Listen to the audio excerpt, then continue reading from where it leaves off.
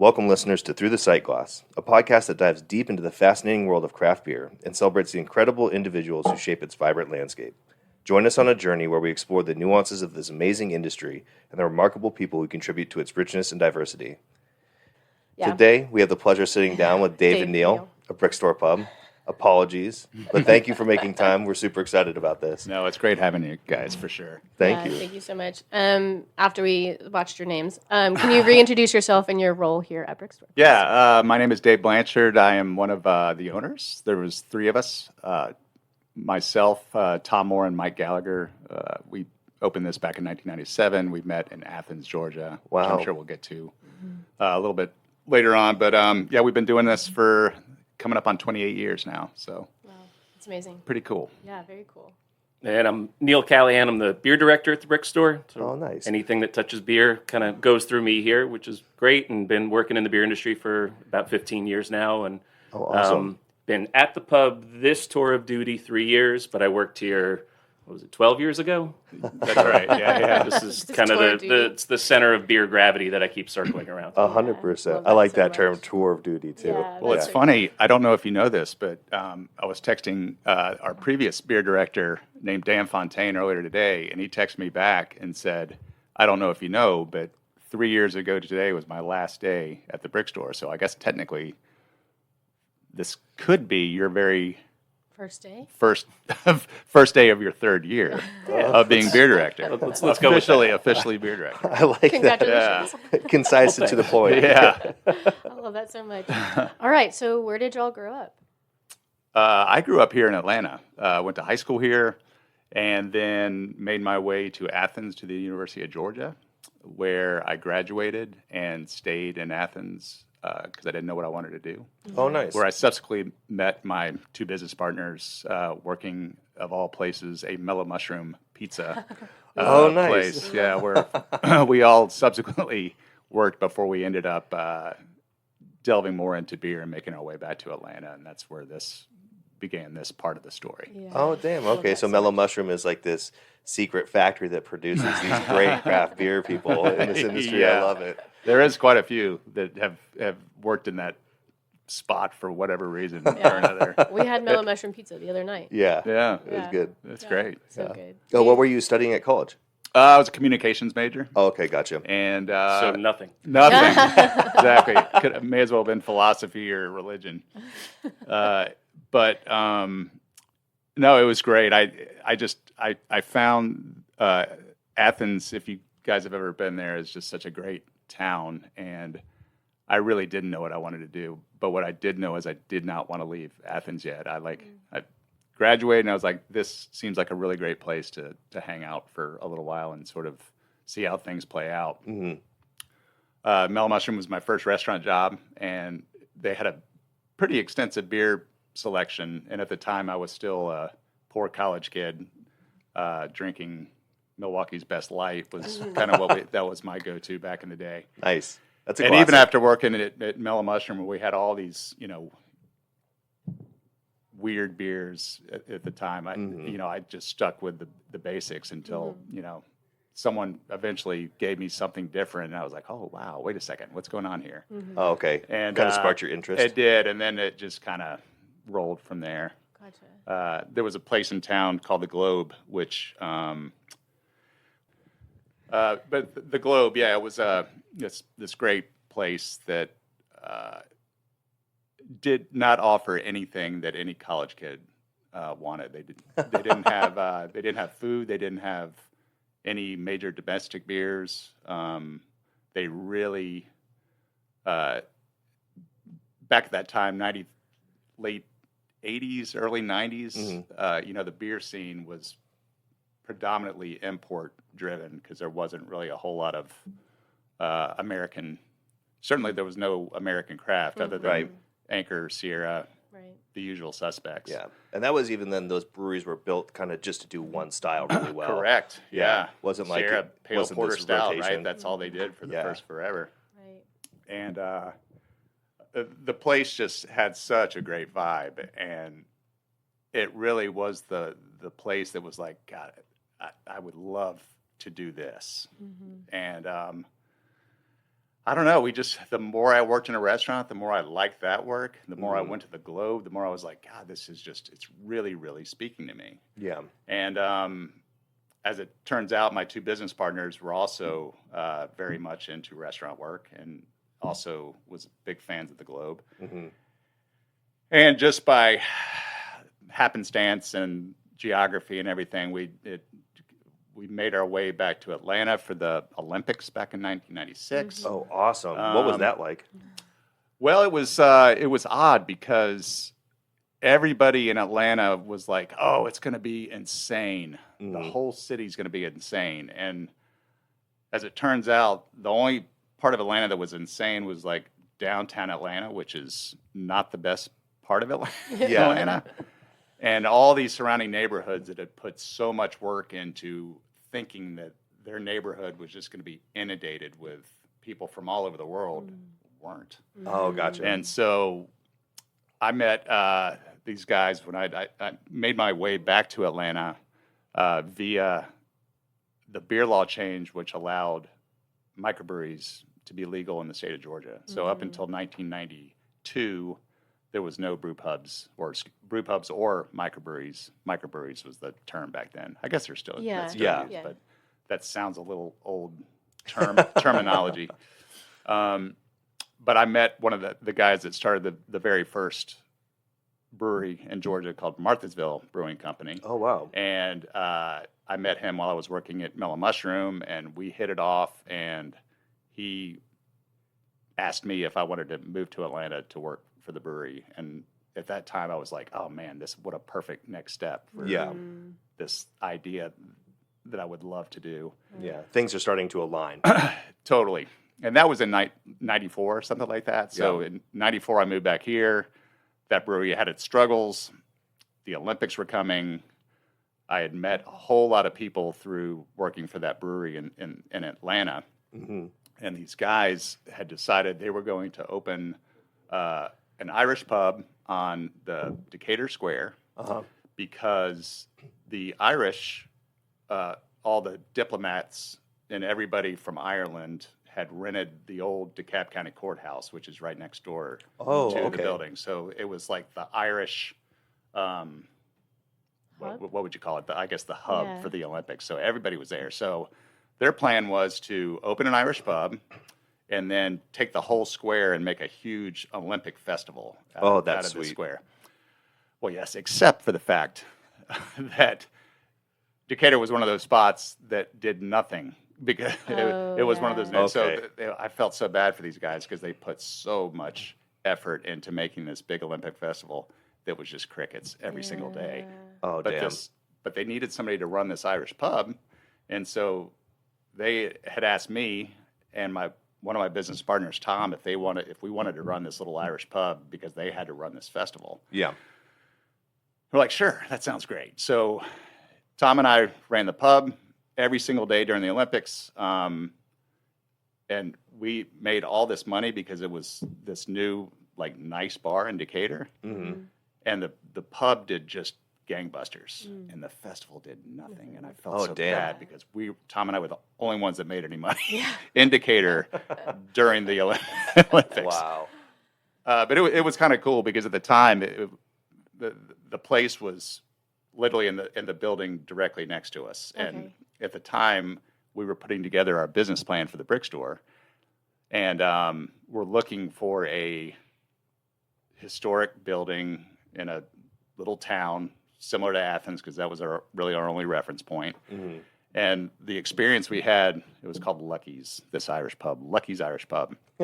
Never been done before. No, nothing white bread about that. But we had noticed this building that looked perfect, and the feedback that we had gotten from the community about how great Lucky's was. We were like, well, man, maybe Decatur's could be the place to set up shop. So we found out who owned this building, and there was the space, which is now the brick store where we're sitting, became available. But it became available a little too soon because we had still just had gotten our business plan put together. We didn't have any money yet. we really wanted the space, and so luckily the guy that owned the building owned the restaurant that was connected to it. And Decatur at the time was not what Decatur is today. And Gotcha. his tenant moved out, and he was like, well, I tell you what, I see you guys are putting in the work. I would love to rent it to you. I just won't. I'll just leave it empty for a while. And so we went on going to banks, trying to get collateral, get money from family to try to work it up. And it was taking a little bit of time. And our landlord came to us and was like, look, at some point I got to rent this place out, because it had been probably 6 or 7 months. Yeah. And we're like, cool, totally get it. And luckily, I ended up having some family that kind of came through in the 11th hour and was able to secure a small business loan so we could get started and, rent the place and get started with the brick store. So that was a little long-winded on how it got started, but that's the origin of the place. That's the reason why we have the podcast. Yeah. It doesn't need to be a short story. And we make our own rules, so we can do what we want. Okay. Great. And then it's just kind of, it's been this slow evolving organism of community, beer, different areas that we've expanded and grown to based on what we're excited about. Like, when we first opened, all we had was the little downstairs bar. Okay. Yeah. And then we got the beer law changed in 2004, finally, to allow beers over 6%. Georgia was one of a lot of southeastern states that had this very, this long-standing, Yeah, it's just basically since archaic prohibition. Prohibition Yeah. that was like, all right, 6% said. So we worked really hard and had a grassroots organization that finally worked to get that law changed. When that law changed, there was going to be this whole new influx of beer coming in, and we needed more room for more beer. So we talked to our landlord downstairs, who allowed us to take over his upstairs, which is where we're sitting right now. Oh, wow. And turned this area into this bar, which just by circumstance became the Belgian bar, because in 2004 and 5, it was pre-American craft beer, still majorly import dominated. Right. But Belgian beer had this thing about it that everybody was really excited about. So when the beer law changed, 90% of the beer that was coming to us was Belgian. So it's like, all right, well, we're expanding the brick store to make more room for more beer. And it wasn't until we had basically finished the place out where I decided, well, we didn't set out to make a Belgian beer bar. It just, for convenience sake, it was like, well, if we just put all the Belgian beer that we're getting upstairs in this new bar, then that'll free up the downstairs bar for everything else. So just by the timing in 2004, just where beer was on the spectrum, and probably everywhere, obviously in the West Coast, craft beer had been going for years and years, but in the Southeast, it was a good bit different. So this became the Belgian beer bar, and then everything else started evolving at that point once craft came, and then that became a big part of the downstairs. Yeah. I like the history behind that. I wanted to hear how did y'all land on the name? The name Brick Store? So we didn't have a name for the longest time, and we would bounce names off each other, and none of them were really sticking. And one day I went over to in the basement of that courthouse that I was telling you about, where the Irish were, in the basement is the DeKalb County History Museum. It's a big thing. I don't know, if you're a history buff, you might find it interesting.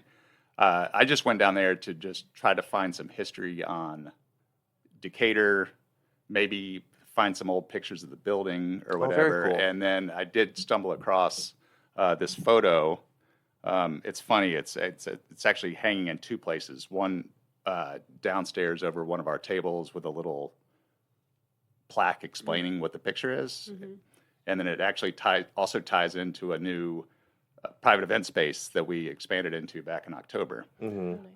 So there was these two. I found this picture. It was an old picture of this store, and under the store, the caption read, "Two brothers, George and Theo Ramspeck, opened a general store called Ramspeck's." Okay. That sold, was basically like the Walmart in the late 1800s. Like it sold everything. Yeah. And according to the article, Ramspecs was referred to by most people as the brick store. Like I'm going to the brick store to buy a broom, or I'm going to the brick store to Oh, that's buy a rad. saddle for my horse, whatever.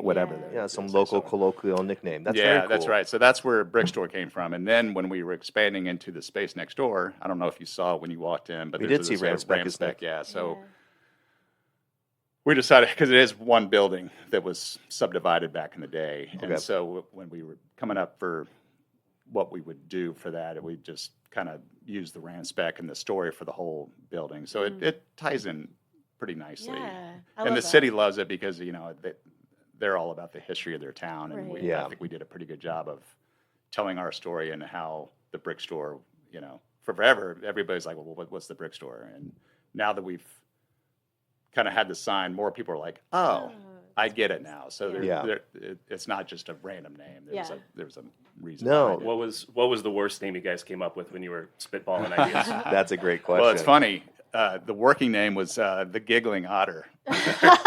And I don't know if you know, Do you guys have otters here in Georgia?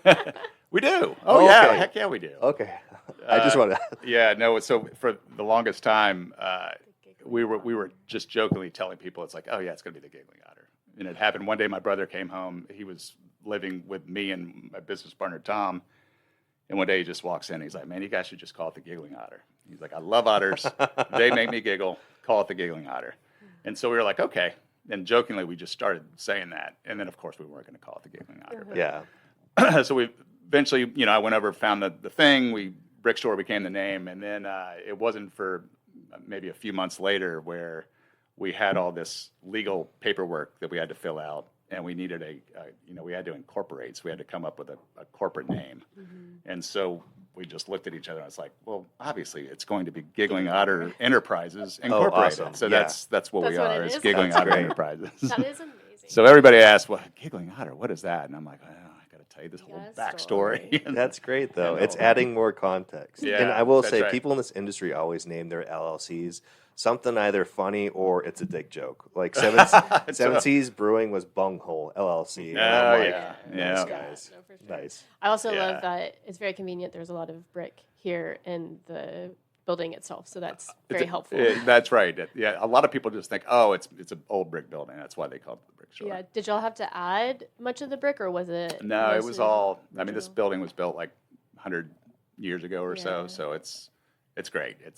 I mean, part of the concept of what we do here, I feel, it has to go hand in hand. Like the beer and everything we do is just hand in hand with the space, and it all needs to have the right feel. And Yeah. and it does. There's something about the old building and now that we've got some years behind us, it kind of gets dirty in all the right ways. You know, Yes. the patinas, I guess, is a Yeah, better the word. character and aging. goes Yeah, well. and I feel it evokes definitely a timeless type of feel, which I prefer to modern build outs where a lot of times you guys go to breweries all the time and Yeah. it's almost like there's It's a lot like of metal, it's it's a a lot lot of of wood. handbook for like, okay, here's your metal stools and your Yep. Right. and all that kind of stuff. So Edison bulbs everywhere. Edison Yeah. bulbs Right. everywhere. The And lighting. I like a good Edison bulb. Don't get me wrong, but Right.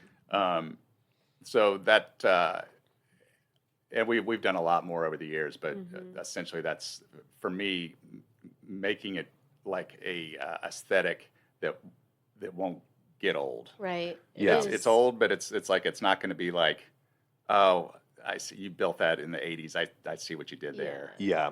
This could be. I like to think there's no telling when What time, this was all yeah. put together.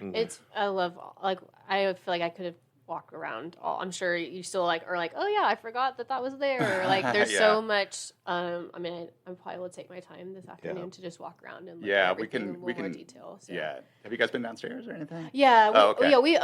we've been here, but I think I don't know. Now that we're doing a podcast, I feel like sometimes we get more in tune, especially after you hear the story and Sure. everything. There's I don't know. Sometimes you see it with a different eye. Yeah, so it's fun and to go back it and is look fun at to things go that to you've all. seen. It's fun to go see all the little Little things. Yeah. our cellar in there is super cool. Yeah, it's and, gorgeous. and that's you know, we do. We take it for granted all the time, and we talk all the time. It's like the best selling point. You take anybody that's visiting, and if they have the slightest interest in beer, and you just take them up in there and just give them a little bit of time and show them around, and then show them everything else. It's like they're like, this is So cool.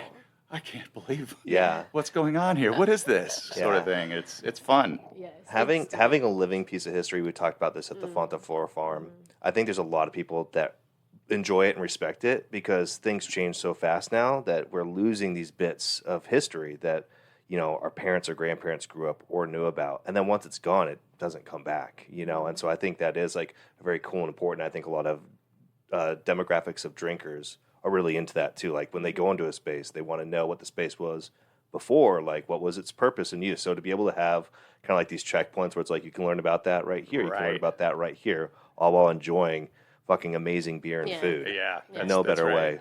Yeah. No better way to consume it. Yeah, no, I love it that's so that's much. true. Yeah. Well, Neil, where did you grow up? Oh, it's a long and winding road, but I Yeah. grew up in Long Island. Okay. And really didn't come to beer until later in life. I didn't drink at all till I was 20. Yeah. Gotcha. Same here. Yeah, I don't, you know, this will come as a shock to Dave. I can be a contrarian sometimes. No, come on. Yeah. No, doesn't sound like me, right? But, you know, looking around the people I was growing up with and people in high school and people drinking, I don't want to be a part of that. So I didn't drink until I was about 20 or so. And, you know, I had some friends that were getting into beer. That's illegal. Right? Yeah, right. Yeah. Drink responsibly. Statute of limitations is probably Yeah. over, right? Yeah. Right. But a friend of mine named Corey, and he and I grew up going to punk rock shows together. Oh, nice. And Corey had moved to, I think he was living in Brooklyn, but he was running the beer program at the Whole Foods on the Bowery. And this is 2005, 2006. Oh, damn. And it's always surprising to think back to New York at that point. New York was not a big beer town in 2005, 2006. Part of it was real estate, you know, real tough to find in, you know, a couple $1 million to open up a brewery in New York City, Right. especially in 2005 when it wasn't a proven Concept. business concept. Yeah. Exactly. So there really weren't a lot of good bottle shops. There were some good beer bars, like Muggs was around back then, and Blind Tiger was around back then. Gotcha. But when What was it? Ginger Man was that? Jimmy's, Rattle and Hum. Rattle and Hum. Yeah, Yeah. so those places. Oh, rad. But there weren't a ton, especially bottle shops. So Yeah. there were very few beer-centric retail places. But Corey ran the beer program at the Whole Foods on the Bowery, and that was actually had in kind of the lower end of Manhattan. That was where you went to go get good beer, and he was doing all the beer buying. So he really kind of tuned me into Gotcha. good beer. He gave me my first St. Bernardus Ap 12. He gave me my first Orval. He gave me my rad. first, yeah. That's a fucking awesome mentor. Yeah. Hell yeah. Yeah, absolutely. Hell yeah. So at the time, I was playing in bands and touring all the time, and ended up getting hooked up with a band that was based in Athens. So Okay. kind of Athens is the ring that all the strings pass through in a way. Gotcha. What was the name of the band? That band was called We Versus the Shark. It was a Okay. noisy, mathy. Hell yeah. Noisy band. We'll find it and check it out today on our drive. Hope you like noise. Hell yeah. So I was, you know, playing in bands and touring around a lot. And it's also, unfortunately, frustrating to think back when I was touring all the time and touring in Europe and touring all over that you could have gone to all these places. could have gone to all these great beer Yeah. places, and I was just going for whatever was cheap and free, Right. you know, whatever That's okay. whatever the drink ticket would get me. Yeah. It only makes the story better. Yeah, exactly. So, long story short, I ended up getting hooked up with a band based in Athens. So I said, I'll move down to Athens, and I was into beer at that point. Uh-huh. Knew beer, liked beer, never thought about beer as a career, but I had bartended at a few places, bartended at a place in Long Island that had better beer than it needed to. Okay. You know, you were bartending at some places that you made your money cracking Bud Lights, but places that had, at this point, this is Blue Point was sort of a big thing. There were a few breweries on Long Island that were starting to pop up at that point. So all that to say, in Athens, my expectation was, I'll play in bands, go work at a bar. Yeah. Sounds Yeah. great. It's Athens, college town, Yeah. ton of bars. Easy peasy. Should be easy. Could not find a bartending gig. Like had the Oh, damn. toughest time. It's the hardest job to find. I don't know if In- it still is, but back in then, man, Athens, if yeah. you got a job in a restaurant, they had you by owners of restaurants and bars in Athens had you by the balls because it's like, yeah, good luck getting another gig. Yeah. Oh, really. damn. Wild. Yeah, It was tight. So long story short, I ended up applying for this job, thought I had the job, and said, you know what, I'm going to take myself out for a fancy beer to congratulate myself. And I went to a place called Trapeze in Athens, which was the beer bar in Athens.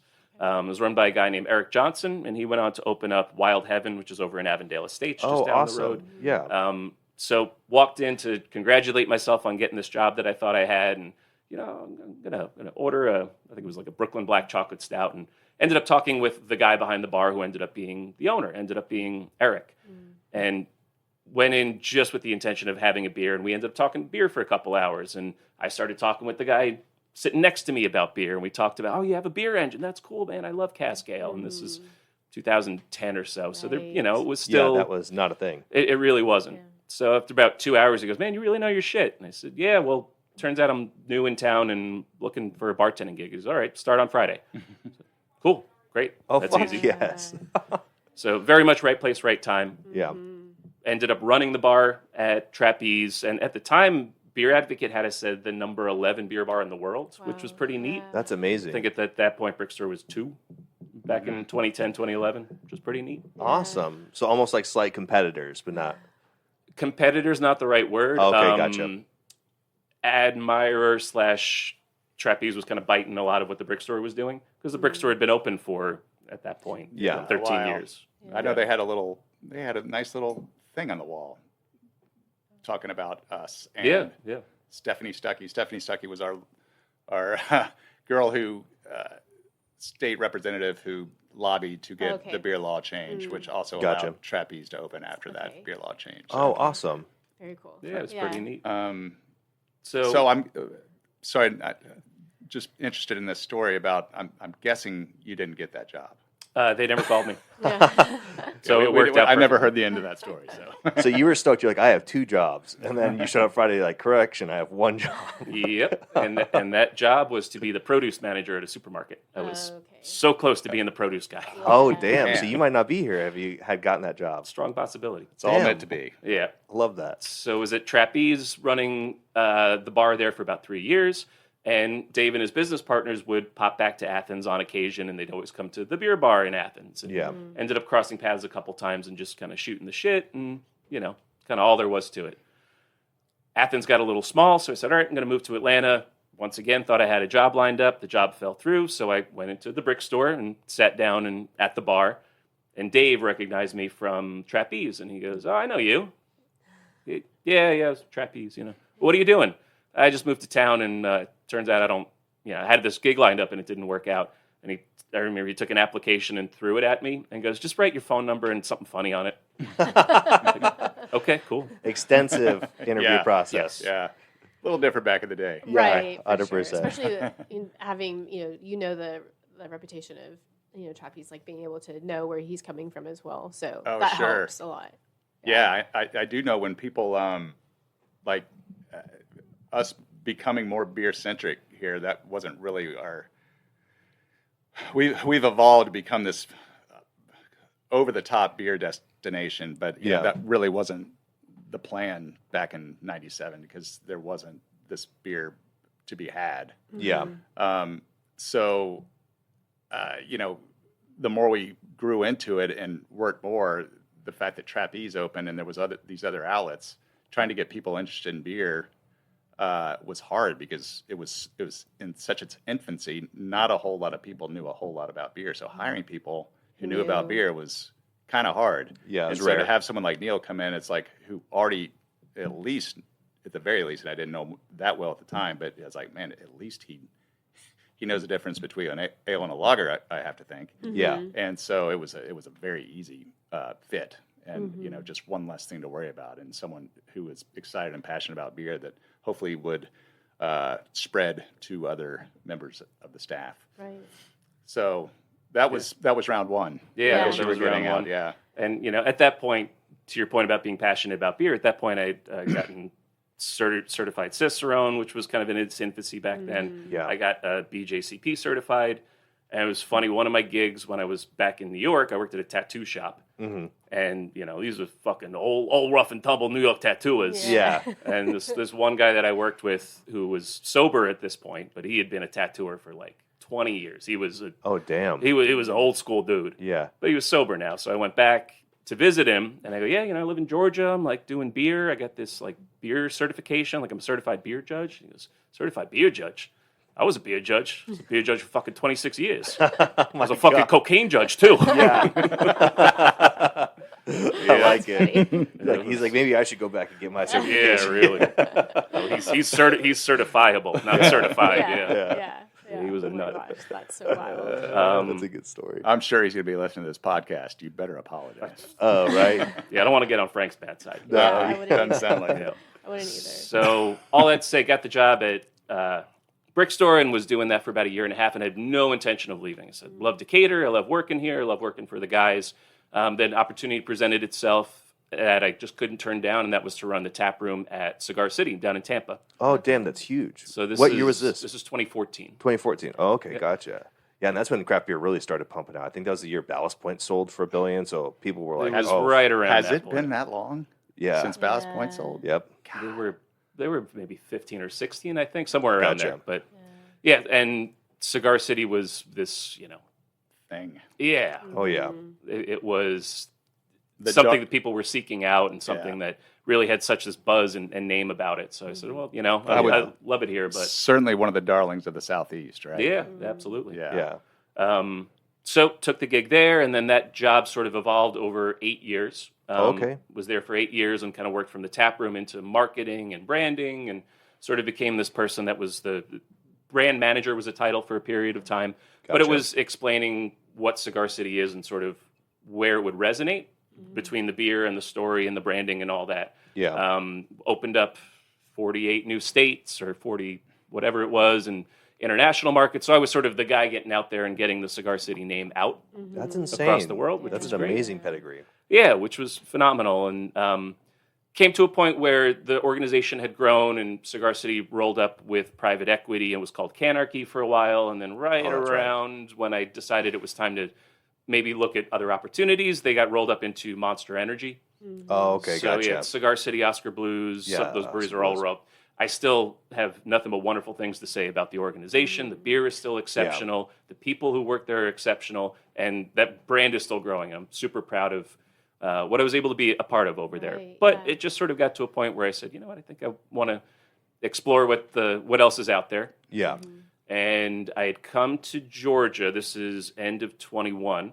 Come to Georgia to run a race. And I said, I'll go by the Brick Store, go say hi to my old buddies. And I walked in, and you and Sam's our general manager, said, holy shit, we were just talking about you. I was like, yeah, what did I do now? You're like, I heard. I came running as fast Yeah, as I could. exactly. That was the race. Right. Yeah, there you go.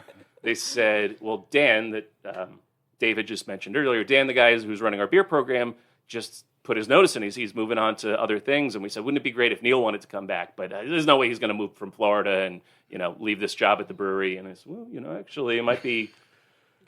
Exactly, yeah. The opportunity might You be might there. not be so far off from that. Yeah, that's exactly right. So it was a little back and forth, but started back February of 22. And, yeah, it's been 3 years now. So Yeah. long and winding road, like I said. Yeah, but picking up a bunch of knowledge and experience. And I also think it's great, too. I mean, I think a lot of people in this industry, they stuck and stay for 10, 15 years. Sometimes it really is nice to branch off and do a different chapter for a little bit. Because if you really love it, you somehow find your way back into it, I always like to say you're not a tree, you can always move. So, and I think having those different experiences, different perspectives, it can lend you into what you're doing now. So I'm sure a lot of what you learned over those 8 years, I'm sure that you've been able to implement things here that you probably wouldn't have done had you not taken that job. So Yeah, you're exactly right. Yeah. I'm so glad I took the job when I did at age 39 or whatever, rather than take the job 8 years earlier, because I'm coming into it with more experience and more knowledge and more connections and that sort of thing. So very fortunate that the timing has worked out. yeah, it's pretty amazing. We love Brick Store so much. We're excited to be back and around and hang out some more. I wanted to ask, so you said, how many years have y'all been open? We'll be 28 in June. 28, okay. Yeah. Incredible. Do you? Incredible. Were there years? Can you kind of Yes. talk about? They happen. Can you kind of talk about the evolution? Obviously, y'all have expanded in different ways, and you've seen the craft beer industry go through these ebbs and flows, not only as a whole, but also in Georgia. Can you kind of talk about that progress of, just where it's evolved from? Sure. Yeah, that's it is a long and winding road, and 28 years is, it's funny. 28 years is everybody's like, God, that's so long. Until you go to Europe and like, oh, this pub's been here for 600 years. True. Right. Yeah. You know. Yeah. So I would say, when we first opened, like I said, it was predominantly, I think, of the 14 drafts we had, 10 of them were imports, and we had Anchor Steam and Sierra Nevada Pale Ale. Gotcha. 2 local breweries, Blind Man out of Athens, Georgia, and Dogwood Brewing Company. But neither one of those breweries are still, they went out years ago. Oh, kind okay, of thing. gotcha. And so we were doing in Atlanta what the Globe was doing in Athens, which was no pitchers, no frozen pints, no TVs, a very low key. No, did I say no major domestic beers, or did I Yeah. just say no pitchers? Okay, yeah. Really, it was this. We wanted the bar to be focused on really good pints of beer. Really good conversation, music at a volume where you could hear each other talk.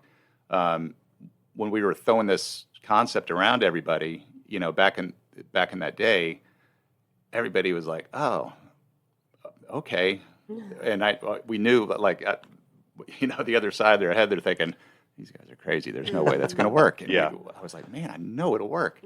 And so we, and really for the first bunch of years, but before the cell phone, it was great because people would come and sit at the bar, and the chatter in the restaurant was much different Right.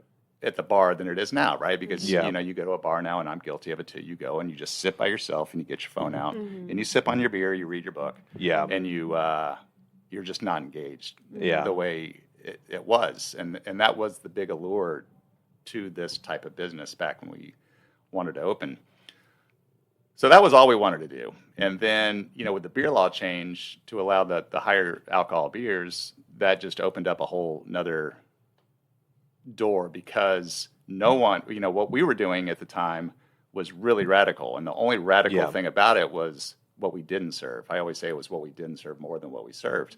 Gotcha. We tried That's to a good way find to put it. a bunch of weird imported beer, and that was kind of the stuff that made it funky. But the fact that we didn't have frozen pints, which everybody had, the fact that Right. everybody had pitchers is what everybody had. The fact that everybody had TVs, everybody had Budweiser, everybody had Miller. We didn't do any of that. And luckily at the time, Decatur, which is a very liberal town in Atlanta, with the CDC, Emory University, Agnes Scott College, all within like a few miles of us, just resonated with the community, on top of the fact that there was really nothing else in town in the moment. So we had the luxury of being the first ones in, and with nowhere else for anybody really to go. So by default, they had to come to us. And then I feel like did a really good job of like, no, we don't have Budweiser, but we have this German beer called Warsteiner. Try this.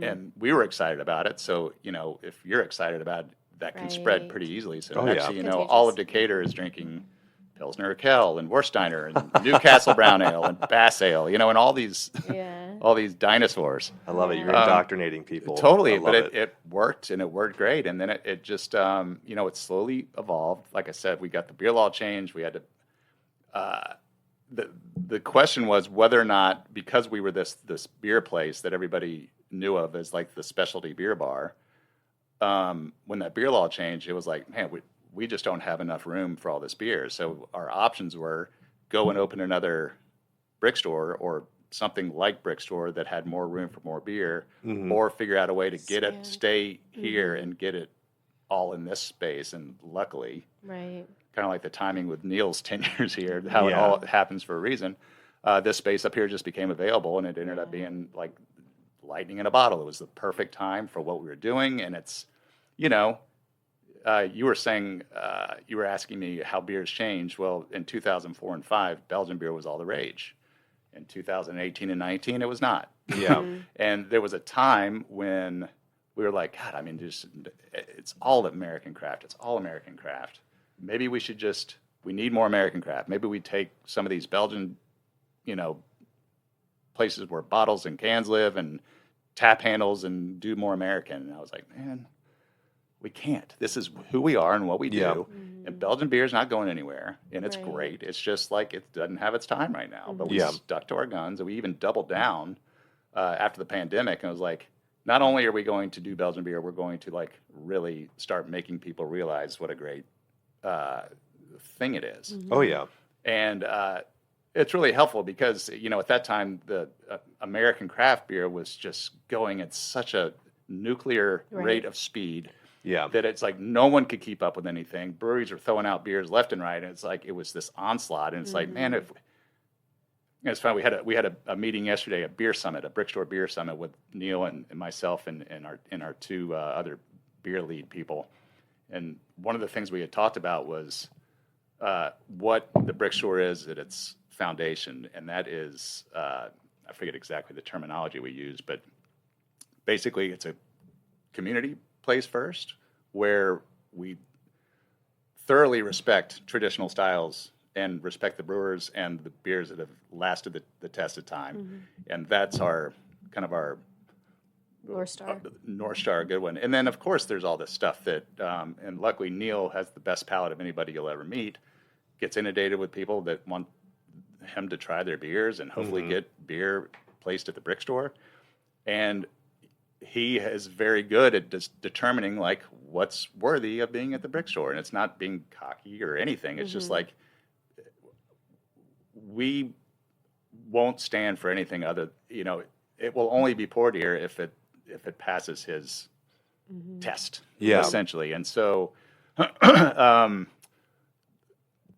traditional beers, North Star, yes, we will swing left and right on anything else that's exciting.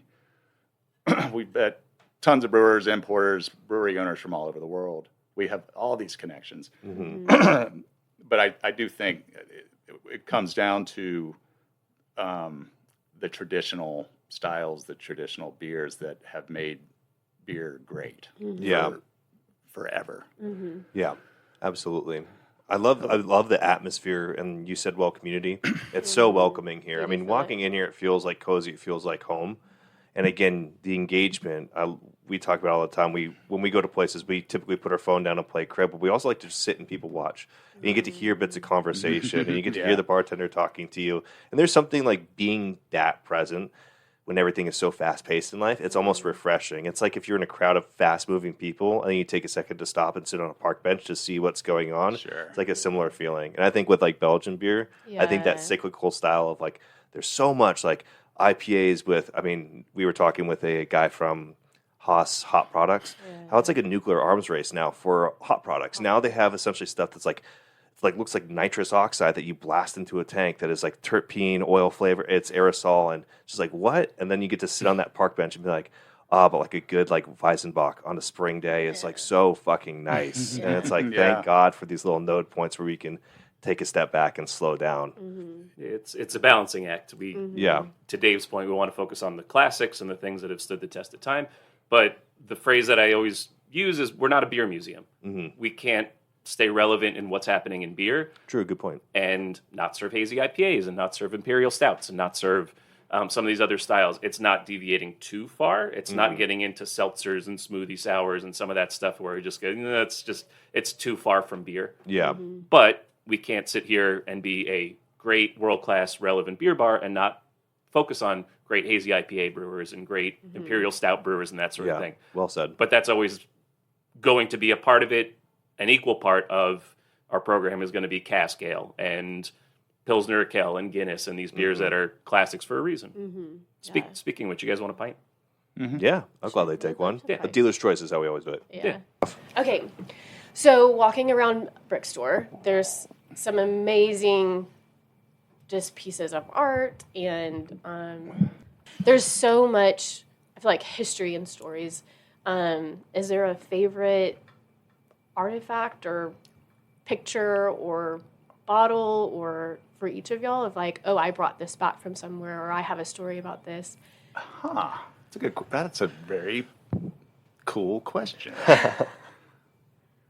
Well, I guess the first thing that I think of is that huge mosaic tile art piece down on the wall downstairs. Did you pay much attention to that? I haven't. I need to have you looked re-look at it. I probably did last time we were here, but I need to look at it. Yeah, you need to go look at it. It was made by this Italian artist named Antos Menaboni, and it was commissioned by the president of CNS Bank, which was a huge southeastern bank back in the day, 50s, I guess. Gotcha. And the downtown location. So he commissioned this guy to make this big mural, and it's too bad there's no video on this shoot, but it would be good to maybe get some shots of this thing. Totally. But Yeah, we can probably dig it up on the internet or something. yeah, but it's a huge mosaic, and it used to hang in the CNS Bank in the foyer, and there was an intern that worked in that bank who was 17 at the time, and she ultimately left and started her own bank called Decatur First Bank,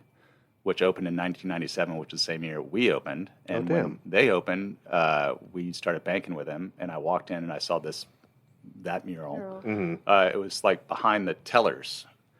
And I was like, that is like the most beautiful thing I've ever seen. Like, it's incredible. And they had pamphlets for it that told the history of it and everything.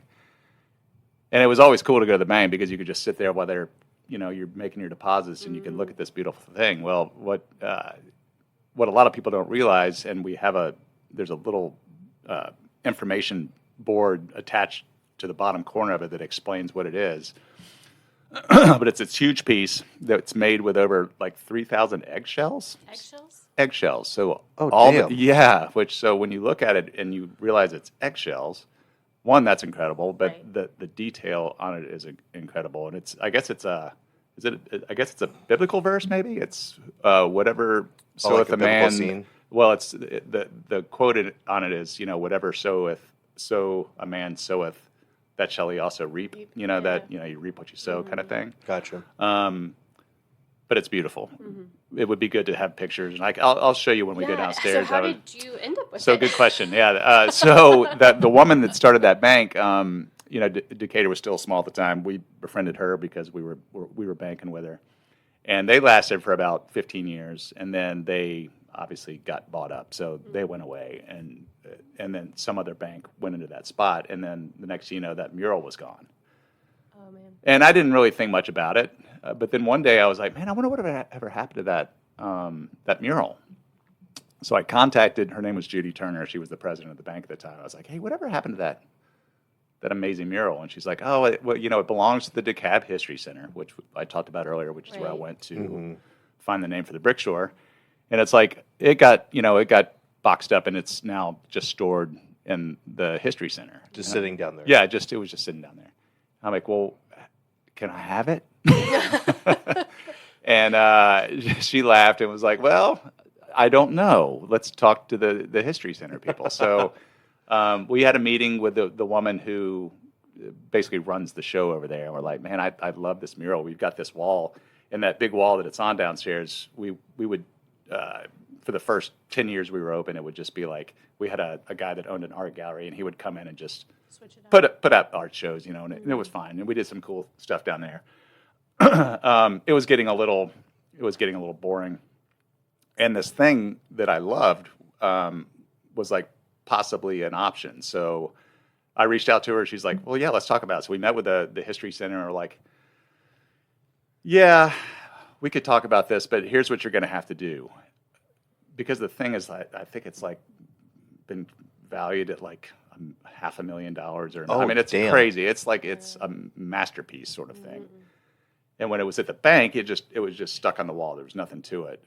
They're like, well, here's what you're going to have to do. If you're going to have to do it, you're going to have to frame it, and it's going to have a covering, like protective plexiglass or glass or something. You're going to have to leave a air space in between the panels that have all the eggshells and where the plexiglass or the glass lives, and it's got to be flat, and we could take it back at any time. So we were like, okay, that sounds great. So we went to work, and a buddy of mine who's a carpenter who built a lot of our stuff around here I put him on the task of creating this frame for it and installing it, and it actually worked out really well. We got it done, got it installed right before our 15th anniversary. So we had a big celebration for our 15th. Were you here for that, Neil, or were you in Tampa, or had you not started here yet? 15, I had not started. Well, hold on. It wasn't not 2015. It was our 15th anniversary. Right. So that's 2012. No, I wasn't here yet. Okay. So we invited all the city people, everybody from the History Center, and we did a big unveiling of it, and it was really cool. Yeah. And it's funny because it's been down there forever, and it's almost like you don't even see it. It's massive. It's like 6 feet by 40 feet or something like that. It's amazing. It's an amazing piece. And most people are like, "Oh, that's cool." I'm like, "Yeah, go read it. Go read the little thing." And they come back and they're like wide-eyed, going, "That's made out of eggshells?" I'm like, "It's made out of eggshells. How crazy is that?" So that probably is, but that's an exception. That's not. But that's a cool. It's a really cool thing. I think it ties in to Decatur itself. Oh, for I sure. feel like I feel like that very much so is still for a big sure, part of and the connection with Decatur First Bank, which Judy Turner was a big part of the City of Decatur Commission. Right. So it was one of those things that was very community. It's a fuzzy feeling that everybody had with it. Yeah. Well, that's going to be so cool, too, when you tell people to go kind of read up on it and they come back with that light in their eyes, like it's eggshells. Yeah. And you're like, yeah. And when you look at it, it's even more amazing to see the painstaking effort that it took to make this thing. Yeah. I don't know. There's a lot of really cool things. I mean, I'm a big fan of the St. Bernardus mural. How did y'all do that? Well, we've been really good friends with the folks from St. Bernardus since like that beer law change. We put St. Bernardus on, and I think we quickly became like the biggest St. Bernardus account in the country. I think we still are. Top 2 or 3. Yeah. Okay. Gotcha. And so the guy that essentially runs the brewery, we see once or twice a year. And well, that's amazing. We had this wall, and I was like, man, it'd be really cool if we did a mural. So he paid a buddy of mine to do it. So that's really cool. I mean, it's when we walked into the room, I was like, that is a very cool. 2, a hard texture, to put on, and it almost looks like if you didn't look like so close, it looks like it is probably like a poster or like a panel or something. But then you get up and you see the texture of the brick and everything, and you're like, oh wow, that was. And it was really crappy brick to paint on. Really crumbly and dusty and. Yeah, it's so wild. I also am a big fan of these 2 stained glass pieces, the Westmalo one, and there's an Orval one on the other side. I don't know if you've seen classic that, and beautiful. A friend of mine who does OG stained glass.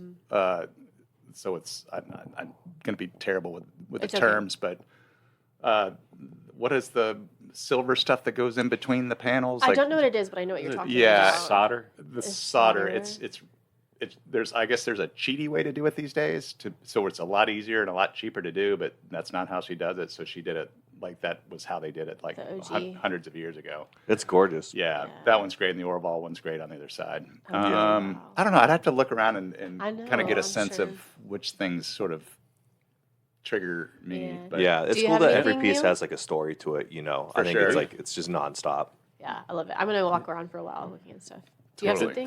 There's a lot to it for sure. There's beer things that I really geek out about. We have this bar-mounted lambic bottle opener that's 100 years old that we got recently. It's the same thing you see when you go to Cantillon that they are using to open up their bottles. That stuff I geek out about. Some of the older beers I geek out about, especially being in my 40s and looking at a bottle that was packaged 20 years ago and going, oh, I remember what I was doing 20 years ago. That stuff's awesome. Pretty neat.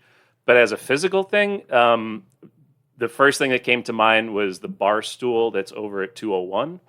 So at 201, that is where I was sitting when you threw an application at me. And then also the spot where you came back in, right? I think that was the spot I came back in. It was also a spot I was here, not my first time, but my second or third time, maybe 2011 or so. And I came with my girlfriend at the time, and we were sitting at 201, and there was somebody at 220. So our bar is shaped like a horseshoe. So 201 is one terminus of the horseshoe, 220 is the other terminus. Okay. So this person sitting just across the bar from me and my girlfriend, and the bartender comes over and says, "Oh, that person at the other end of the bar, he's picking up your round. He's looking at you guys and just thinks it's." And it was some middle-aged older guy who just, man, he said something like, just reminds him of him and his wife when they were young. Oh. And it's just a lot of like really warm memories of sitting in this specific place and looking, having the same specific View. perspective. Yeah, And that's yeah, special. I like sitting at that bar stool. Yeah. Do you know my story about 201? No. That's a really weird thing you just said. Oh yeah. Oh, is that where you and Sarah really That connected, is right? exactly correct. So this is a good story, This is great. right? Yeah. It No, has absolutely. nothing to do with beer or anything. It's Hey, great. no, this is It's part of it. happened in It's Brixton. Love it. it's about love. There's a love matching stool here at Barstool. Really? Brickstore. 201. Well, so get this. So I was recently separated. Mm-hmm. This was maybe 11, 12 years ago, something like that. And it was a really, really hard time. I had moved into like a studio apartment right around the corner here. So I was just spending my days, spinning my wheels, Yeah. dealing with what was going on. It was terrible. Yeah, it's a lot. But we had a guy that worked here. His name was Luke, and he was young. He was 17 or 18. He washed dishes and just a good guy. And his mom was a personal trainer at a gym that I used to go to, and I just knew her from being in the gym. She was there every day. I would go every day. It was just more of a passing hello kind of thing. Yeah. Well, we had hired her son to work, and she would come in periodically to see him and check in on him, I guess, or whatever. And so one day she came in and sat at 201, and her friend, Amber, who was late, this was a Saturday, it was late. And so she was sitting in the kitchen had sent her out this like cheese board for her to snack on while she was waiting on her friend. And I just kind of went up and sat down, and because I'd never really talked to her. And man, it was like we hit it off immediately. Oh, damn. And I had known her forever, but never had we like sat down and like had a conversation. Yeah, exactly, in that context. Yeah, and so we just hit it off, and then we got married. So she's my wife now, and that's That's 201 amazing, is that 201. same, yeah. Good That- juju on that That bar is, stool. and That's so amazing. And the worst, the funniest thing about that story is 201. It's like the worst seat in the house. Right. 220 is where you want to sit, not Yeah. 201. That's hilarious. But obviously the best seat in the house. Yeah, So- that's funny. I didn't know that story. That's Yeah, warm fuzzy memories about Good 201. fuzzy for I sure. memories. love that. All I right. love that. You have to put a plaque on it. We on should. its Yeah, stool, really. like- Yeah, warning, you may find soulmate, love your Yeah. life job Yeah. sitting here at this bar stool. Life-changing. Yeah, stool. really. Yeah. I Well, love to that. that end, I will say the joy of doing this kind of work in this kind of place is these kind of stories that we do here a lot. Yeah. We have so many people that come and celebrate their anniversary here. They met here and they got married, and this was they met here or they had their first date here, and we've had people get married here. You know, there's like all these That's really awesome. really great. And in fact, one of the things we're looking to do for our 30th anniversary is to do a kind of a coffee table book, which would be kind of a history of, have old pictures, have new pictures. But the big thing is we want to do brick stories. And that would be where awesome. people would kind of submit their brick story of what it, did something amazing. What's your connection here? What, and a lot of them is like, oh yeah, we had our baby and this was the first place we came. Or like I said, we met here, or we had our first date here. That's and incredible. we come here and we have to sit at 201 because that's where we, that's where we met for the first time, kind of thing. Right. So that's what we're hoping to get done for our 30th. It's going to take a lot of work on somebody's part, and that person is probably going to be me. But it is something that would be very dear to me, and I think it would resonate with a lot of people, especially if your story got like into this book. I think that would be really cool. Yeah. Oh, And that's amazing. And I can't imagine over all of those years, like So many stories. Yeah. So it's good that you thought of it now, so you have some time to. Well, to get it together. it's funny. I had the idea back for our 20th anniversary. Oh. I'm like, maybe we'll do it for our 20th, and now we're hitting 28, and so time is freaking flying. Yeah. Yeah, that does Well, happen. this will be a good reminder. Yeah. I love that. It's cool to see the ripple effect that this one place can have on so many individuals, and then where that all goes out to. So it's Yeah. really cool to, I think, have a chronological keepsake of that. Yeah, and I guess the other to that, that's a good point. I mean, there's been a lot of people who have worked here who have now gone off to do really cool things, opening other bars or restaurants, or we have a couple guys that worked here for like 10 or 12 years that now own their own distillery called Merle's Row, and they're awesome. taking taking the place by storm, and they're we have this really cool. What do you call it?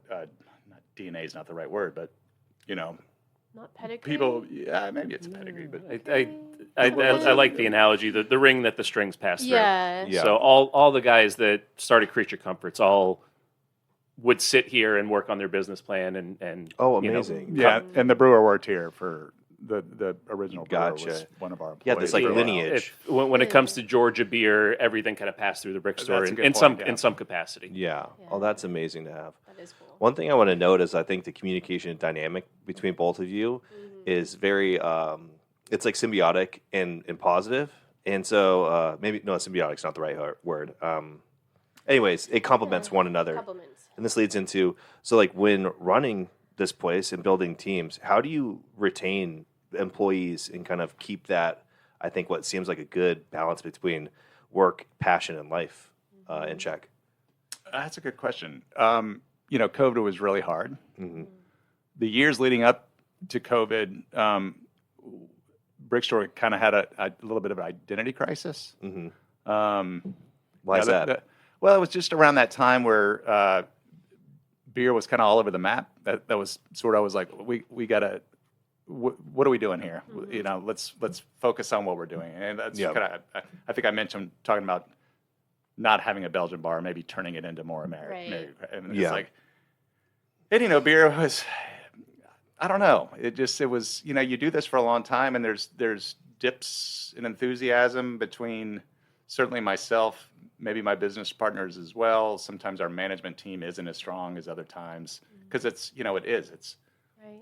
there's people coming and going all the time, and to get a group who gets it, who is all in, which today is, I think, far and away the best group of high level people that we've ever had. And Neil and Sam certainly are the two big points of our pyramid that where they are doing such good work, where they're getting such great feedback from the staff and the community, and like everybody loves.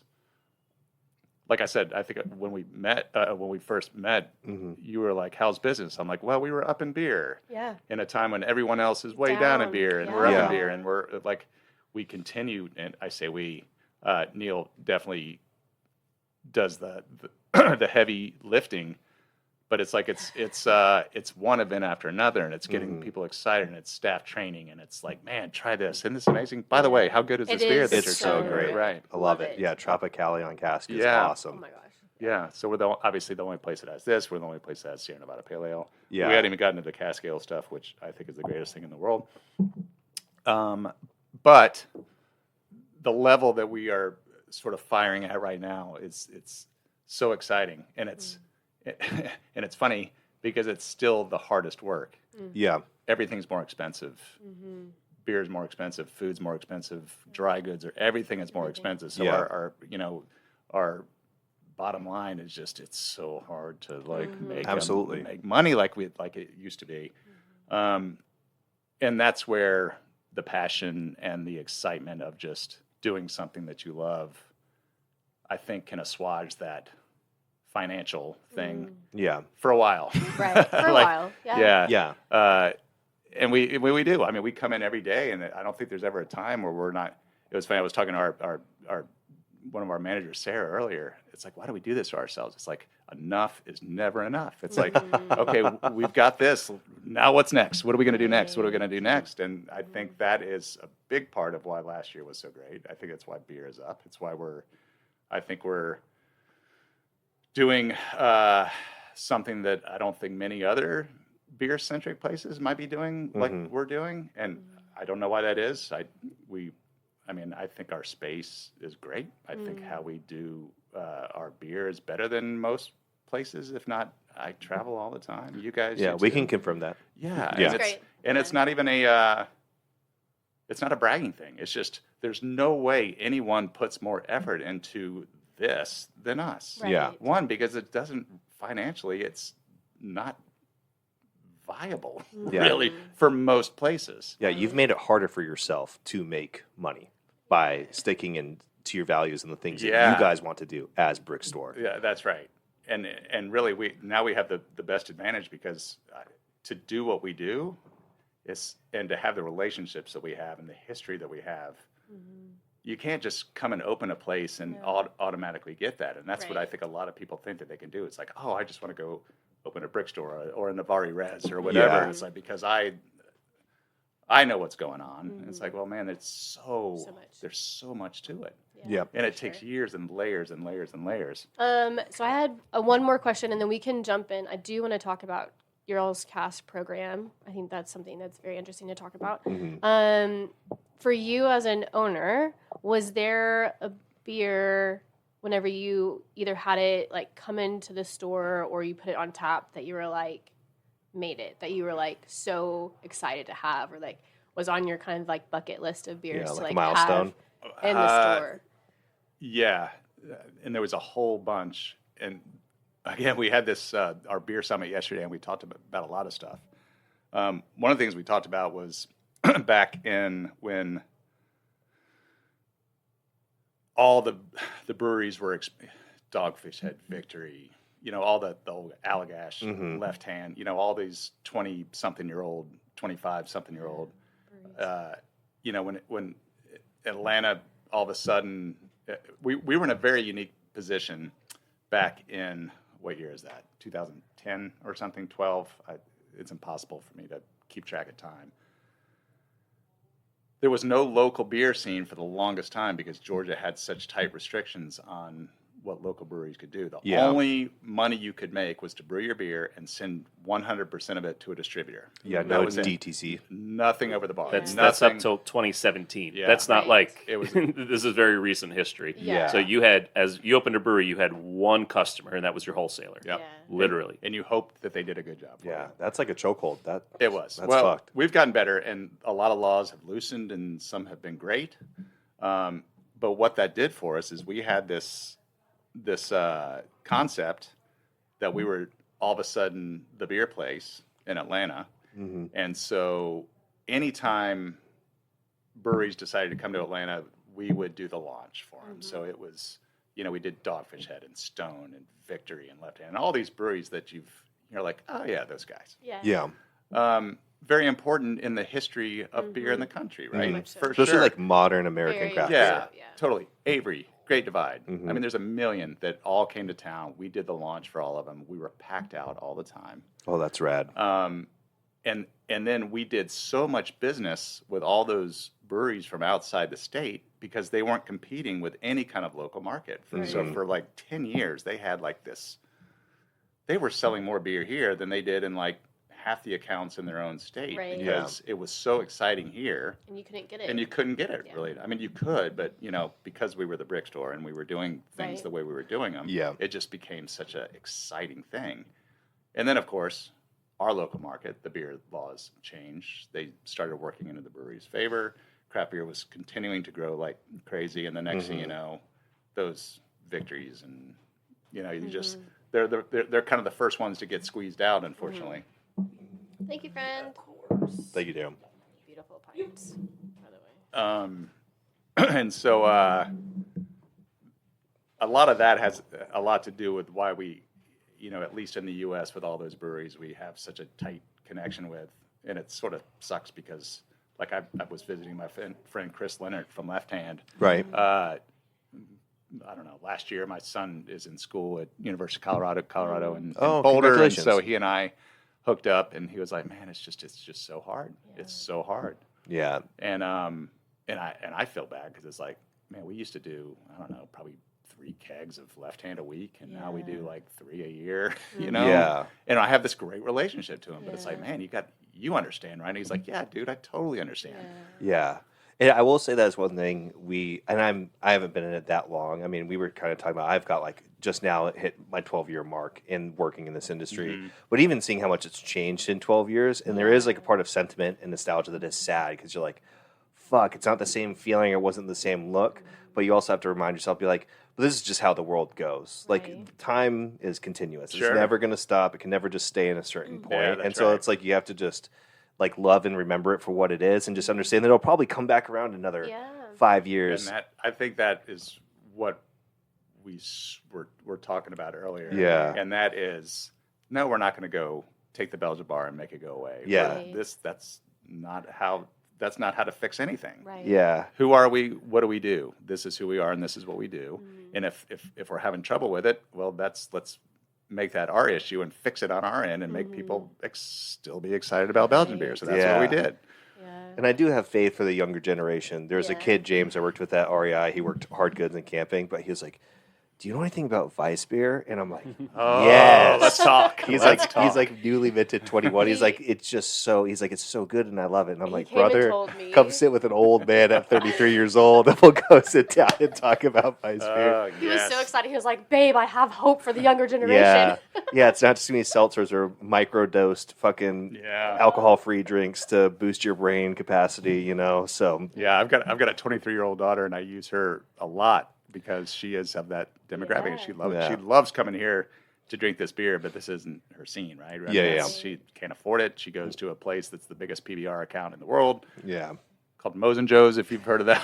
Oh, yes. Yeah, they and it's do. funny. I was talking to her the other day, and she's like, "Yeah, we don't really go in there anymore because it's too many young people." I'm like, "You're 23." You're like, okay, young people. Yeah. But they do. I mean, they are drinking beer, and honestly, Neil's sitting here drinking a pint of Guinness, and that the resurgence we've seen, and Guinness. yeah, and like the kids like Guinness, which is there's nothing more hopeful than that right there, because that really is what cut a lot of people's teeth of my generation back in the day, because that was like that was the weirdest beer back in '94 or '95. It's like, wow, Guinness, that's like talk about a weird grown-up beer. That's the granddaddy of the weird grown-up beers. Oh, yeah. So the specific to Guinness, and I think this is probably a good dovetail into cask ale. One thing that I don't think ever goes out of style is authenticity. Very when true. you can point to something and say, hey, this is how they served it 100 years ago, and they've been doing this the same way for however long. That's something that I think, I got to stick with drinking age. So a 21-year-old will resonate with as much as it resonates with a 45-year-old. Right. Tommy Arthur from Lost Abbey had this quote when he was talking about seltzers, and he said something like, "There's no third generation sucrose farmer." So there's something you can sink your teeth into when you say, for 3 generations, Rodenbach has been making beer this exact same way, using these same foeders, and it's this ancient sort of, there's this mystique and this mystery to it, and there's something romantic about walking through all the foeders in Rosalaire. There's something to be said about that, and I think a 21-year-old, that resonates with them in a way that the next THC seltzer, the next pineapple flavored whatever the fuck kind of necessarily doesn't. So cask ale, that's sort of what we're leaning into as well, and that goes to staff education, and that goes to putting the product in front of guests. Yeah. So we have a robust cask ale program. We have 4 beer engines that are full all the time. Sierra Nevada Pale Ale is one of the basically doesn't leave. The only time it leaves is typically when we get Sierra Celebration on cask, which is pretty damn cool. Oh, yeah. But all that to say, getting people engaged with cask ale and explaining what it is and explaining why it's special and explaining how this is a product that you literally can't get anywhere else. You might get another cask conditioned Sierra Pale somewhere else, and it's very, very few places that they even trust enough to get Sierra Pale delivered there on a beer engine. But it's going to, because of conditioning and because of the way that we treat our cask, is going to taste different. It's going to taste better. It's going to be a more unique experience. So that authenticity and that, hey, you can't recreate this experience anywhere else, that I think is always going to resonate with people. 100%. Oh, for sure. If you want to, just because even though you're talking to beer know. people, if you want to explain to people what a cask engine is. I know my 'cause mom will listen to this and she'll Oh, be yeah. like, "What is it?" And people will often say too, this is how beer was meant to be. Yeah. So, do you mind to explain a little bit about what a cask engine is and what cask ale, how that's used through the cask engine? Yeah. So first off, hi mom. Second of all, so it's real ale. It's living beer. So there's fermentation happening inside of the vessel. Normal draft beer comes in a sealed vessel. There's CO2 that pushes the beer out of the keg, and there's CO2 that helps keep the CO2, the carbonation that's in the beer, in suspension. With cask ale, all the carbonation is natural. So you're drawing it out essentially with a bike pump. A beer engine is essentially a one-way pump, just like a bike pump is. So you are drawing the beer out of the vessel without introducing any additional gas. As a result, the carbonation is softer. It's not flat. If your cask is flat, then something is wrong. It's not warm. It's cool. Rather than beer that is cold, Right. like draft beer is typically cold, you're serving it at a cool temperature. So it's typically, you're looking mid to low 50s rather than mid 40s as far as temperature. So you're getting more natural flavor out of the beer. You're getting that softer carbonation. It doesn't fill you up as much. And the yeast specifically with something like the Tropicalia you're drinking or something like the Sierra Nevada Pale Ale, the yeast is really expressing itself in that vessel in a way that it isn't with draft beer. So it's very labor intensive. It is there's a very, very short life on this stuff. Short shelf life, rather. Yeah. So we're very lucky that we do have the velocity is there for our cask program, that typically we're not sitting on a cask for more than 2 days. 3 days is sort of long for us, Oh, that's incredible. which is awesome. And that's 10.8 gallons. So we're moving through this beer very, very quickly because it is being exposed to oxygen, because there's no CO2 that's blanketing and protecting from oxygen. Yeah. So the long story short, this is a way to serve beer that would be very familiar to somebody 100, 120 years ago. It is an expression of really the natural flavor of the beer without being, I'm going to say tampered, but without being sort of screened by CO2 and by carbonation that's external. All the carbonation's natural. It's an incredibly flavorful way to drink beer. Softer carbonation doesn't fill you up as much. Typically, these are being English-style beers that we're serving, low ABV. Yeah. So it's really a experience where it's low carbonation, low ABV. It's a just wonderful way to experience these beers. Yeah, they're very quaffable. I think that's the best part about it too. Is you can have 2 or 3 with a friend, and you're not anywhere near feeling like, oh man, I need an Uber home. You're like, cool, I'll eat some food and I can walk around and I'm golden. Or you're not bloated. Like Yeah, that, I think that that's Totally. the biggest And thing. you never get that gassy, Yeah. I always call it prickly carbonation, which you get with, from normal carbonated beers. Yeah. I think one thing, Neil, you had asked about beer engines and that, if you've ever been to the UK, mainly England, most of the taps on the bar, this is for your mom, by the way, is a handle that's pulled, right? And it's pumped out of the, the beer is pumped out of the vessel as opposed to just a tap that you open and pour it out. So a beer engine, it's a weird word, but it's basically a fancy tap handle. And if you've probably seen it in movies, or maybe you've been to the UK and you didn't realize that's what it was, but that's what a beer engine is. Yeah. And a lot of times too, when they had to go change the cask, they had to go down. They'd take a ladder down because it'd just be gravity fed right underneath. Yeah, that's right. And that would be ideal. The funny thing about our setup here is the little area where we built this cask bar back during COVID was the area we had allowed for 2 beer engines downstairs the previous couple of years, and we had a great hookup with Bell's, where we got Bell's 2-hearted ale all the time, and it was amazing. Just the setup that we had downstairs wasn't that great, but the way we were treating the firkins, the way we were pouring them, it was working, and it was working in a very good way. And we were like, man, I would love to be able to do more of this. And so we had that little area where this cask bar is now. If you come up the stairs, past the bar at the brick store, you come up to a landing. And for the first 25 years we were open, it was just seating. And then you make a left, and that's the Belgian bar. And so this little area at the top of the stairs, it was neither here nor there. I always say it was neither downstairs where all the energy was from that bar, and it was also not the Belgian bar, which was this intimate low ceiling cozy spot. It was this spot where people would sit, servers would forget that there were tables there, you would get awful service. So it needed something. And so the cellar that was there forever, we had 900 something vintage bottles, which we have found over the last several years. That's far too many.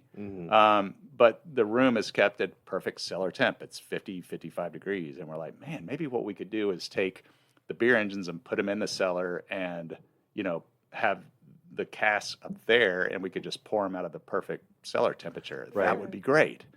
And then we're like, well, that's completely inefficient because you can't walk into a room to go pour a beer every time you have to pour a cask beer and then close the door behind you and bring it out. So we're like, well, maybe this little landing could be big enough to just have a whole nother bar. So we started mapping it out, and it turns out it worked. It worked, and I think it works great. And so now, rather than the cellar like you were talking about just below, the casks are kept right behind the wall at 55 degrees, and there's only 5 or 6 feet of line that needs to be chilled. We have their glycol, but it's 50. What's the glycol going to that? Probably 48, something like that. Yeah, the pint that you're being served is going to be about 10 degrees Fahrenheit warmer. Yeah. Or we hate using that word when we talk about cask. No, So yeah. as soon as you say, oh, it's cask, it's going to be warmer, then now your guest People think it's hot. And it's your like, guest no. is going, oh, it's hot beer. I don't want that. Yeah, no. So it's 10 degrees less cool. Let's go with that. There you I go. like that. Than your typical draft beer. So it allows more natural flavor of the beer to shine through. It's lovely. Yeah. How was the city of Decatur when you introduced this CAST program? What was the reception like? And obviously, you guys have put a lot of information, expertise at work to educate people to get involved. But what was the initial response like? So, cask. The problem with cask ale, at least in the U.S., was no one knew how to do it. No one knew how to do it properly. There'd be cask ale festivals. I don't know if you'd ever We've go to been those. to a Oh, couple. right, and they're Yeah. it's just awful. And people would get, there was a time where cask ale, and a bar would throw one on the bar and tap it and pour it, and that's a disaster. You can't do it that way. Yeah. Or they would have a beer engine, they wouldn't know how to work it properly, and they would tap it and pour it through, and that would be awful. So I don't mean to interrupt, but you remember, this is 10, 15 years ago, if there was cask ale, the fact that it was real living beer was incidental. Cask was just a vessel to put bullshit in your beer. that's Yeah. right. Cask was, hey, we're going to send you this one-off beer, and it's going to be our pale ale, but we're going to put Lemongrass. lemongrass and fluffernutter and Yeah. Yeah. whatever else. It was the fact that it was living beer and the fact that there was no external CO2 was completely incidental. It was just, oh, here's a vessel of beer that we can put additional bullshit in. Yeah. So I always say the best thing that ever happened to cask ale was pastry stouts. Because 15 years ago, the idea of putting chocolate and caramel and peanut butter and marshmallow and all that in your beer was a little, I'm not putting that in my actual, it's not going in the fermenter, it's not going in the bright tank. Yeah, exactly. But I can put it in a cask because it's just 10.8 gallons, whatever. Right. When sort of the gloves came off and when breweries started putting literal cupcakes in their beer and when they started putting literal Oreos in the beer, people went, well, why am I going to do this on a cask level? So all the cooperage, all the firkins sort of got stuffed in the back corner of the brewery, and they said, all right, if we're going to do a chocolate peanut butter stout, we're putting chocolate and fucking peanut butter in the beer, in the bright tank, or in the mash or whatever have it. Exactly. So now it comes to a point where if you're doing cask ale, you're doing it because of the tradition. You're doing it because you want to honor English ale, and you want to honor this traditional way to serve beer, rather than it being, oh, this is just an easy way for me to put mint and pralines and dick in the beer, That's crazy. I never is once wild. thought I of didn't it, think about it either. but that happened a lot. Like Seven Seas, there was always it's called Strange Brew Fest. But it was firkins, and we'd take a beer and throw a bunch of shit in a cask, and you go pour it. So it's cool. It's interesting to see the extreme being like. So then it all went away, and then the people that were true to the style were like, "Awesome, this is how we want to represent it." It's almost like a rebirth. Oh, It is. And luckily, there's been enough time since a lot of that was happening.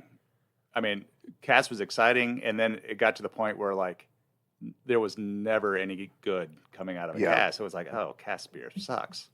And so that was a little bit of the challenge. And I think, I'd mentioned we had downstairs before we built out the actual bar for the beer engines. We were doing a really good job with a Two-Hearted, and that kind of, we realized it's like, man, if you do this and you do it right and you have a brewery that knows what they're doing and can give us the beer and we can get it and we can handle it on our end properly, it can be freaking fantastic. And so that's what we realized. So when we went to kind of go all in on this and, invest in a whole new bar and a whole new, renovating the whole area up there to do that, it was a little risky just because it's like, man, cask, everybody has this negative connotation with cask ale. Well, around the time we were about 90% of the way through building out, Greg Jennings, who is the brewmaster at Sierra Nevada and Mills River, was coming down to look at a piece of equipment at one of our local breweries they were going to buy. And he brought down a couple brewers. We invited them in because when we were building that out, I was like, man, if there was one beer that we could get in cask ale form, what would it be? Yeah. And I was like, Sierra Nevada Pale Ale. How cool would that be if we could get that? And it just so happens they came down at just the right time. You've seen it. I'm seeing the universe. I know. Totally. Up. So they came in and they saw what we were doing, and we have known them forever. And he's been down a bunch. We've been up there a bunch. Mutual respect, both ends. And we're like, man, would you guys make pale ale for us on cask? And he saw what we were doing. He's like, absolutely, let's do it. So they send us a pallet of pale ale every month, and so that's how we ended up, having Sierra Nevada Pale Ale on cask, which is just incredible. So which is just amazing. Yeah. And it did take a minute. It took the staff understanding it. It took sort of forcing it on people. It's like, man, try this, and then luckily, if you're a brewer, you understand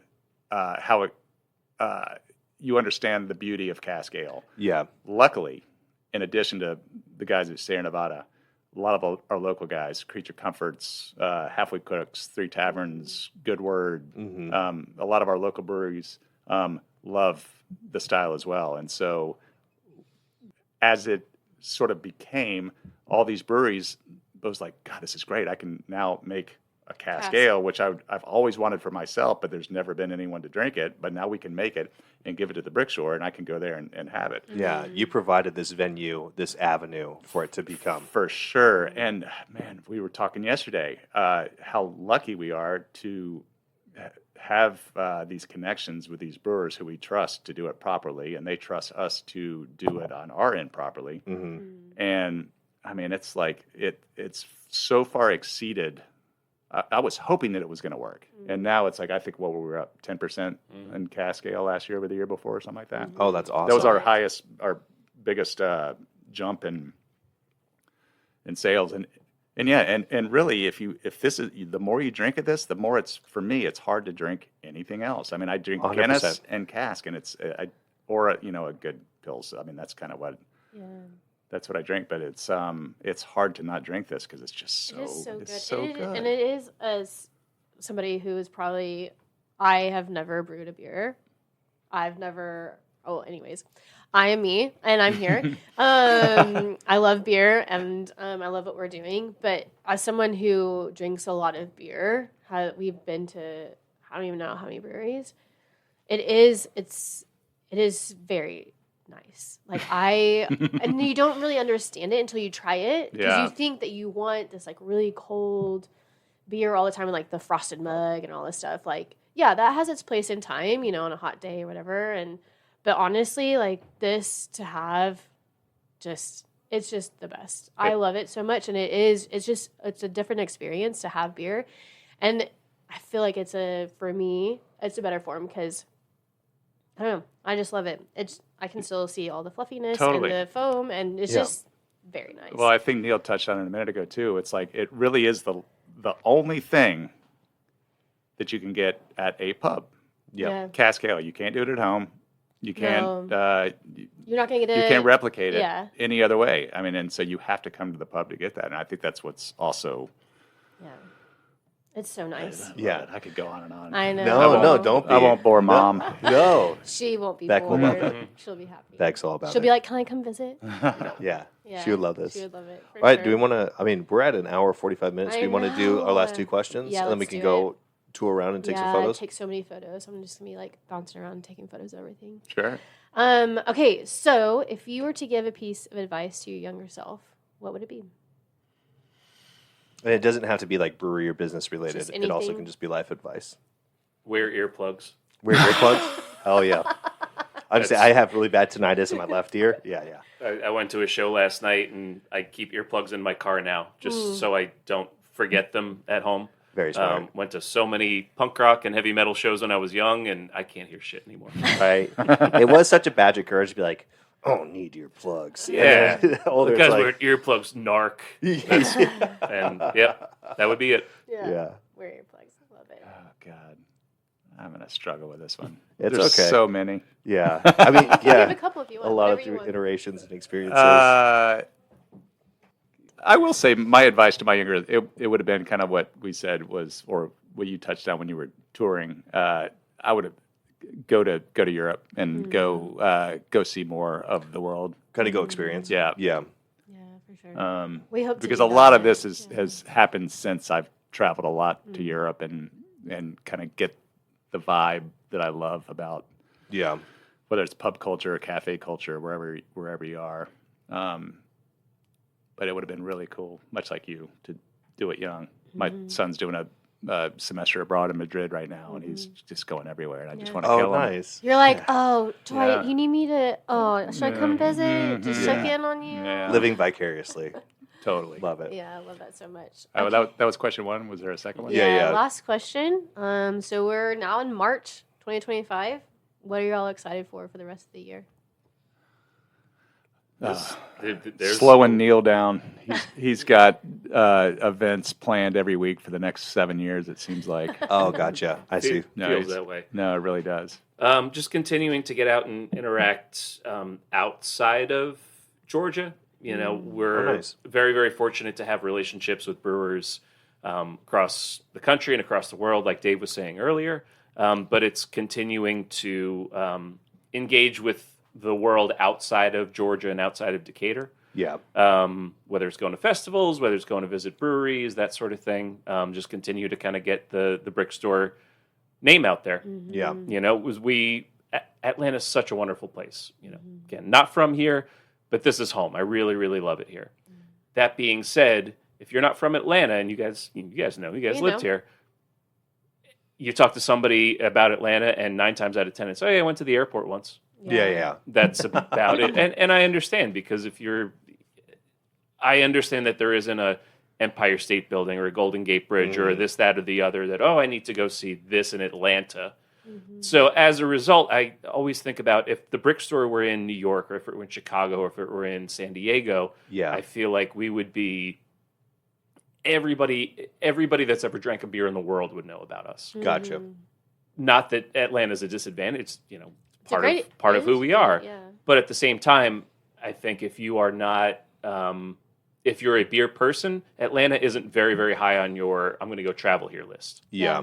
So as a result, we need to get out more. We need to go be at this festival. We need to go interact with this brewery. We need to go, you know, just help kind of proselytize for ourselves. Yeah. Because the reality is you're not going to happenstance end up at the Brick Store in Atlanta. Right. Yeah. Does that make sense? No, for No, sure. it Because, I does. mean, we were even working here in Atlanta at a brewery, and it was the brewery owners that were like, you should go check out Brick Store. And we're like, I think you had probably heard of it, but, like, it wasn't on our radar. Yeah. And then Right. we came here, but we love beer. So, you know, Right. like, so I think it is, yeah, I mean, it makes sense. Like, you got to get your name out there, and hopefully this can help y'all. We don't have a huge following, Oh, it definitely but, like, but we want to continue to, you know, spread the good word. And, Yeah. Just Shout- in a way where you go, Yeah. all right, if I'm into beer and I'm in San Francisco, I'm going to Tornado. Yeah. Like it's not even a question. you know. Yeah. So it's like Shout out to the people at Horse Brass Pub in Oregon. They were the ones in Portland. They were the ones who said, if you like cask beer, you need to hit the Brick Store. Cool. And this was they even were, before I had met yeah. her. Even I didn't travel because we're spoiled in the West Coast. So I was like, why would I go anywhere else? But the food, music, and culture here in Atlanta is so is. far. It's such a It's special so good. place. It's so good. Fuck the roads. The Yeah. the Potholes. roads. Sorry, But it's no, hard on the van. Look, I live 0.6 miles from here, and I Yeah. rarely leave this 5 mile. Yeah. Yeah. It's just you the know, potholes. Yeah, Just but the it is. hurt. You It's just have more, to swerve a little bit. You Yeah. just got to swerve. Just makes it yeah. fun. Just, into the other. Yeah, Yeah. it's a game show. But That's why definitely- everyone is doing this on the roads. That's right. Yeah, definitely more people should come to Atlanta because no, we it's love insane. Atlanta. We The do. culture here is insane. We have lots of good reasons to always come back, and so we really enjoy it. So thank you all so much for having us. I can't wait to Yeah. go explore Thank you so much for your and time. take pictures of things. So Yeah. thank you all so much, and cheers. Guys, thank Cheers. you. This, Cheers, y'all. this I was a know lot of y'all. fun. Sorry, y'all's beers are empty. That's okay. Darrow knows not to give me one or something, I guess. Cutting you off. She did. She cut me off.